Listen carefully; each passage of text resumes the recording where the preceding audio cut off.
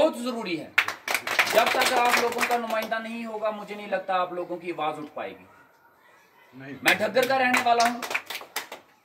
ढग्गर से लेके आज तक गुड्डू फलाल तक किसी आदमी को नुमाइंदगी करने का मौका नहीं मिला। हमेशा सियासत ढग्गर से आगे ही रही। ढग्गर से इस तरफ कभी कोई लीडर आज तक एमएलए नहीं बना। एमएलए तो छोड़ो, टिकट तक कभी नहीं मिली। कोई एक आदमी सुना दो जिसको ढग्गर से लेके गुड्डू फलाल तक कभी किसी पार्टी की टिकट मिली हो। पार्टी के लारे मुझे भी दिए गए, टिकट के मुझे भी दिए गए, लेकिन लास्ट में टिकट मुझे भी नहीं मिली। हमारे अमरनाथ जी हैं, उनको भी पार्टी में लाके एक वर्कर बना के रख दिया, लेकिन टिकट उनको भी नहीं मिली। ये हमारी बदकिस्मती है। क्या है ऐसा बनी के बीच में कि टिकटें उनको ही मिलती हैं, हमें नहीं मिलती हैं? ऐसा क्या है? ऐसी कौन सी लीडरी सिर्फ उनमें ही है जो हम में नहीं है? ऐसा क्या है कि वही नुमाइंदगी कर सकते हैं, हम नहीं कर सकते?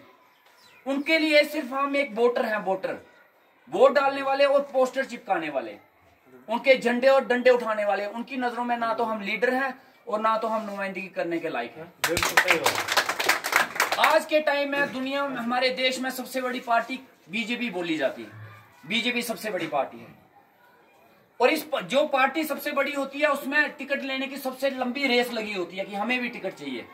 लेकिन बनी में सिर्फ एक नाम जाता है बीजेपी की टिकट के लिए, सिर्फ एक नाम जाता है, बाकी किसी का नाम नहीं जाता।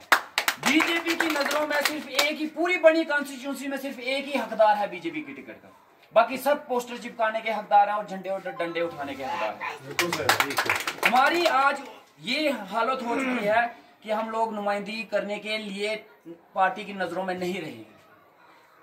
मैं डॉक्टर था, सरकारी नौकरी कर रहा था, आराम से कर रहा था, मुझे कोई सियासत में आने की जरूरत नहीं थी और शौक भी नहीं था।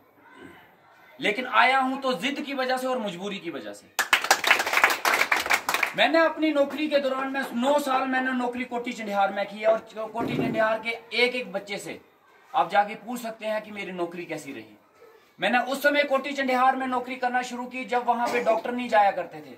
वहां के लोग हर 6 महीने के बाद उस हॉस्पिटल को ताला लगाते थे क्योंकि डॉक्टर नहीं वहां पे जाते थे।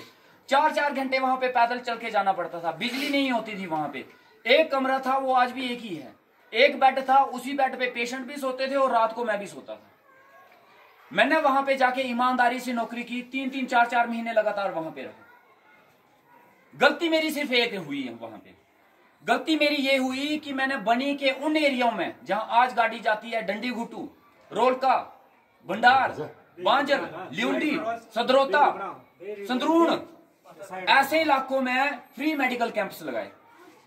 अपने से दवाइयां ली, वहां पे पहुंचाई और वहां पे आज तक तकरीबन ज्यादा नहीं तो 2-3 हजार फ्री मेडिकल कैंप्स मैंने लगवाए हैं वहां पे। शायद हिंदुस्तान में इतने फ्री मेडिकल कैंप्स किसी ने नहीं लगाए होंगे। मेरी गलती ये होगी कि मैंने फ्री मेडिकल कैंप्स लगाए हर एक एरिया में। दूसरी मेरी सबसे बड़ी गलती ये हुई कि उस हॉस्पिटल की जो एक पीएससी है जहां पे 10-12 कमरे होने चाहिए, उस हॉस्पिटल की एक लड़ाई लड़ी कि यहाँ पे बिल्डिंग होनी चाहिए, यहाँ पे कमरे होने चाहिए।